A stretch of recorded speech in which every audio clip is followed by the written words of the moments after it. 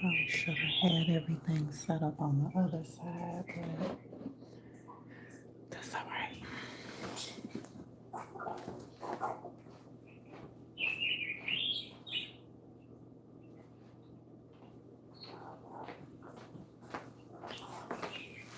Okay.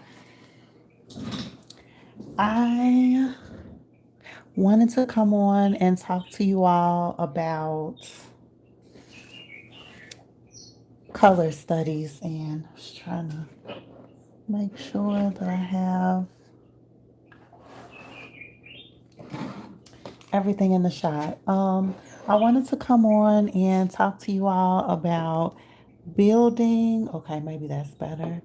Building creative, building creative decision making, and how you do that.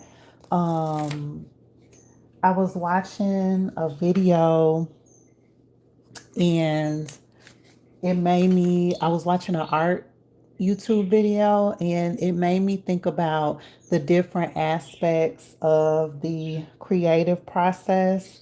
One being like the actual how you get to, um, a finished product, like the actual kind of steps that you take. But there is also this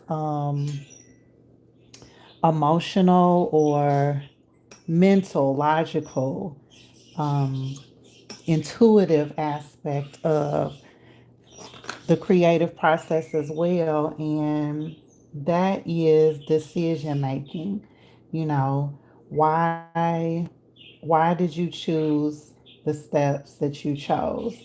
And I was thinking about that as I listened to this YouTuber, kind of go through their process. And I found that interesting because that takes practice, to be able to understand like why you chose a certain color, how you come to understand like value for the image, like where your light source is going to be. Um, for mixed media artists, is I think it's a little bit more complex than just, wet versus dry media, and like putting down wet media first and then dry media on top of wet media, right? Like it is that, like figuring out which what media products, tools you prefer, and then which ones you prefer as dry media, right? Like that definitely takes time to figure out. And it's also like what color for the wet and the dry media you choose, right? Um, it can be, like what kind of experimentation are you thinking through?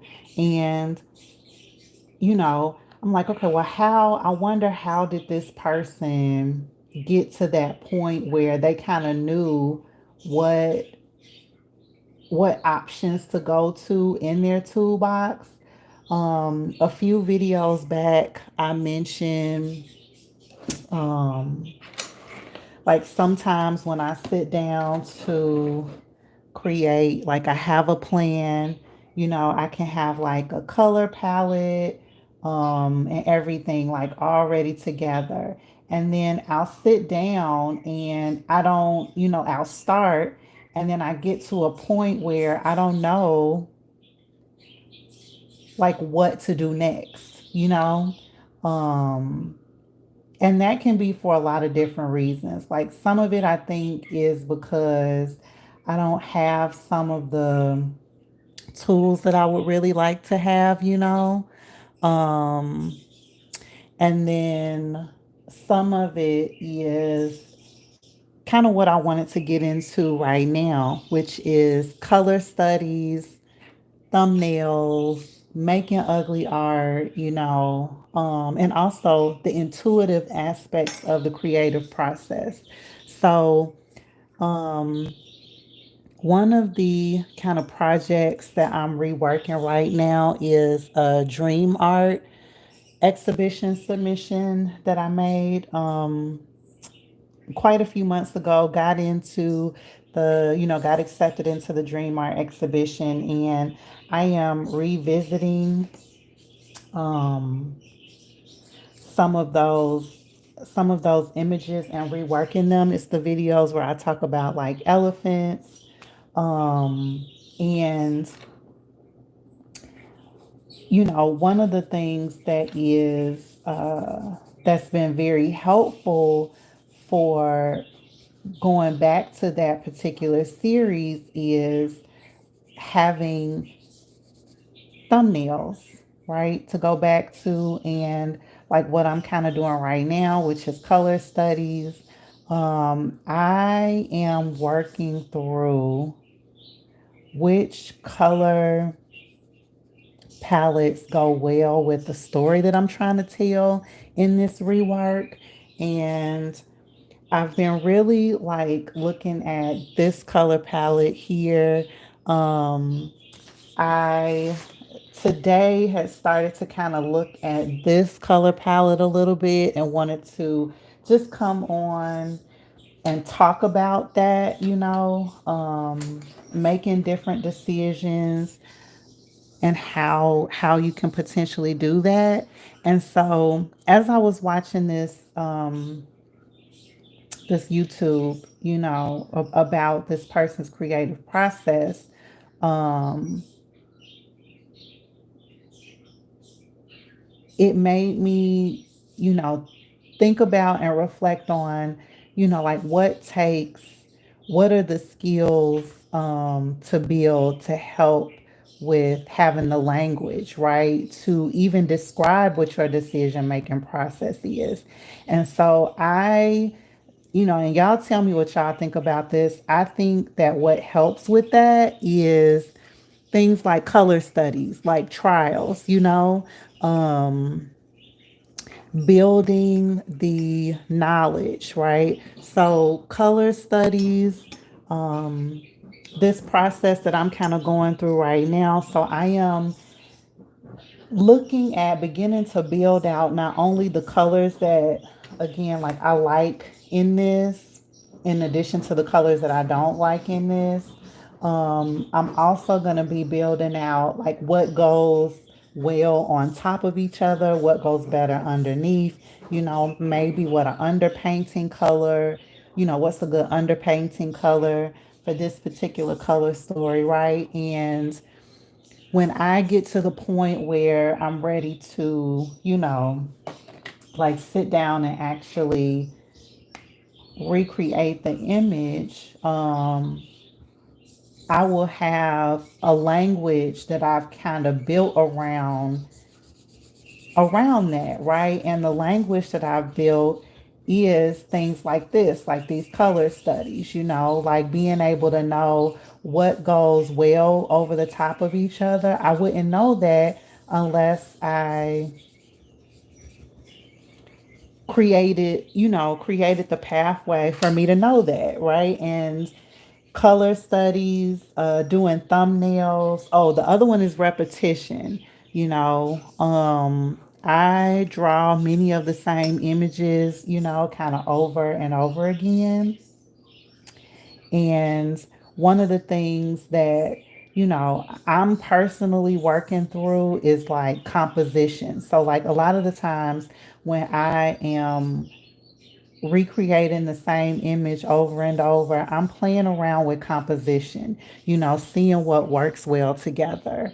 And I think that's another tip to kind of ask yourself, like what are again like what are the skills that you want to build? What skills will be helpful for you to build that language to have the background knowledge for decision making, right? And so what are the aspects of art that you're working on? So for me, the first one is always composition, like working through what compositions work well for the story. So when I draw thumbnails and recreate images over and over again, a lot of the times I am asking myself, like, or I'm working through what composition works well. Um, One other thing, let's see, and I had to write my notes down so I remember to tell y'all everything that I was thinking about with this. Oh, the other thing that I'm working through, especially with like color studies, is like light and dark values, or see, this is the same color. Light and no, this is the same color. With color studies, a lot of the times what I'm working through is like light, mid, and dark tones. Also, like the light source, like where in the image is the light coming from, right? So, like where the shadow's gonna be. And really just being okay with kind of setting the same light source all the time. So, meaning all of my images when I go in to start them, thinking about the light source coming from the right side. And so then the shadows need to be on the left. Or clearly the opposite, if I'm going to think about my light source always coming in from the left, then the shadows are going to be, on the right. Um, and I think that that's okay to have, to just stick with one light source all the time, or idea about where you want your light source coming from all the time. Again, until you build the capacity to be able to switch it up if you want, or do like myself and just have the same light source on the same side all the time. So I'm always working through um, light, mid, and dark tone values from the same angle. I think some would critique that and be critical of that, right? To not kind of weaken the left side, for instance. But I think, just working on and strengthening one aspect makes sense to me. Um, so let's see.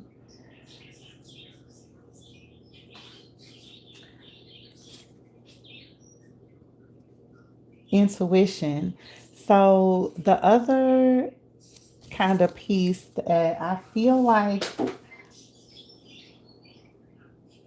pick that up. The other piece that I feel like is important that I don't hear many artists, strictly identify or talk about, but that I think is really important, is the intuitive aspect of the creative process and decision making. You know, I think that that also speaks to what I shared about sometimes when I sit down. Um, I feel like I have a plan and then I sit down, I start, and then, like, oh my God, what do I do next? Right? I think that's the part where intuition comes in. Um, and I don't hear many artists talk about the intuitive aspects of their art practice, or maybe I hear about it too just from a particular angle. Maybe it's predominantly only, related to color or something like that, right? Or even like subject matter, right? Um, and sometimes, I think that that leans into like being open to the intuitive aspect of the art process. I think leans into this piece about rules in art, you know, um, and sticking to the rules, whatever that may be for the medium. And I think that takes the joy out of the creative process, right? Um, I am trying all of the materials and colors that I want to use, for this that I'm retranslating and reworking. So I want all the colors. I keep hitting my head.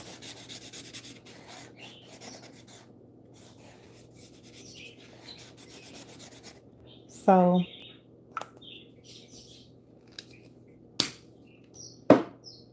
we think about like decision making, these kind of exercises, if you will, right? And meaning like doing color studies, thumbnails, repetitive images, repetitive scenes, you know, these are the exercises that help build, creative decision making. It helps build the knowledge, for your toolbox.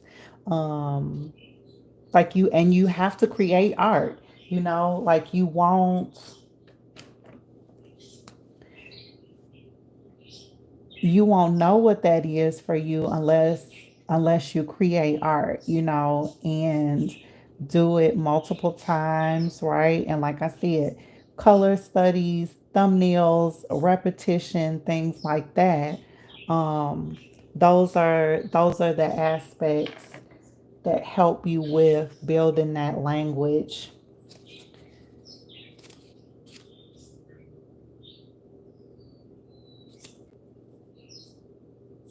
Yeah, to be able to decision make. Um, geez. And like I said, for me, a few of the things that I am always working through is like, what's the composition of the piece? Where's the light source coming from? What are my light, mid-tone, and then dark values that I'm using in the image? How are those things layering on top of each other?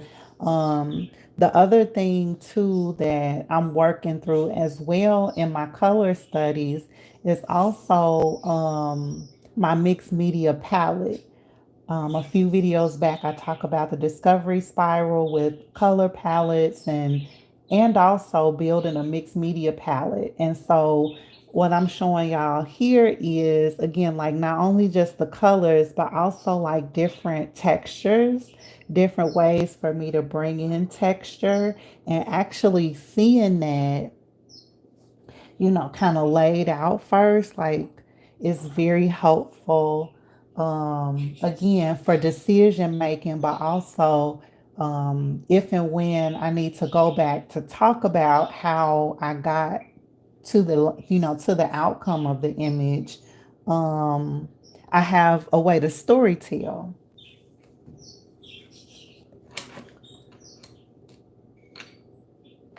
I am a big supporter of thumbnails, and working through, like what your ideas are, and not only just related to again like the image, right? Like sketching out the image multiple times, but also if you're a mixed media artist or use, mixed media approaches in your art, you may want to do these different color studies, palette, mixed media palette study so that like what textures you can get with certain pieces. And then also like the next layer to this would be like what colors go on top of these colors really well, you know, or what other textures can I use to build on top of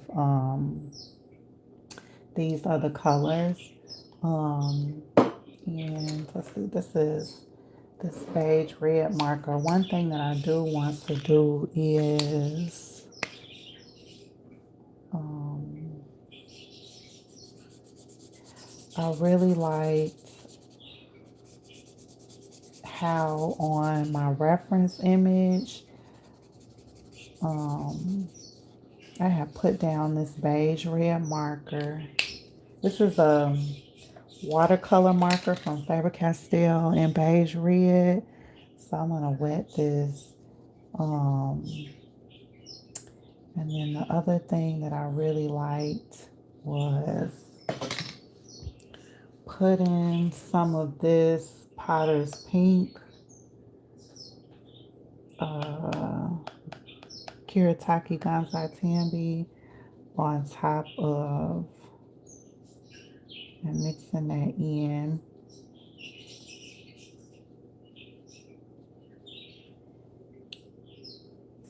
with this marker.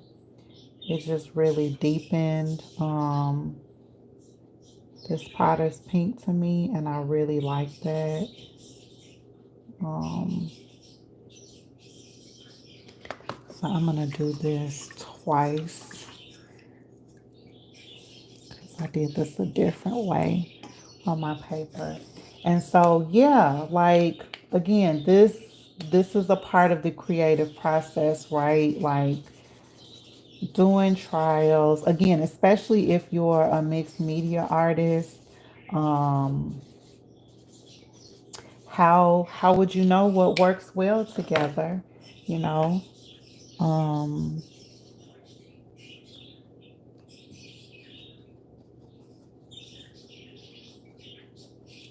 yeah, like how would you know what works well together unless you try some things out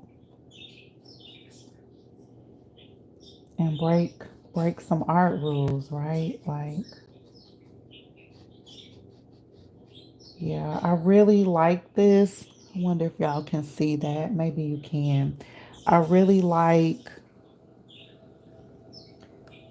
the textures, the color textures that come from putting that beige red marker down, um, putting some water on top of it and smushing it around, and then putting Potter's Pink paint like in the parts that are blooming out. This will be a really good background. Um, and then I would put like something on top of something on top of this background because this is giving a really good texture. It would probably what I would put on top of this. What I put on my reference card was this alizarin crimson, and I can show y'all what that looks like really quick. And then I'm gonna hop off of here because this is gonna be too long of a video. How long I've been talking? 20 minutes. Let's see. Okay, and I'm using what is this? A number 6 Princeton Umbria, one of those like Velvet Touch brushes, and it's a round brush, but it has like a point on the tip, and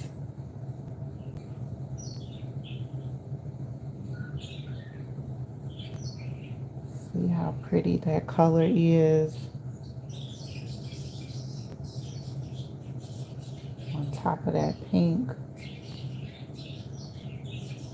I love that, right? So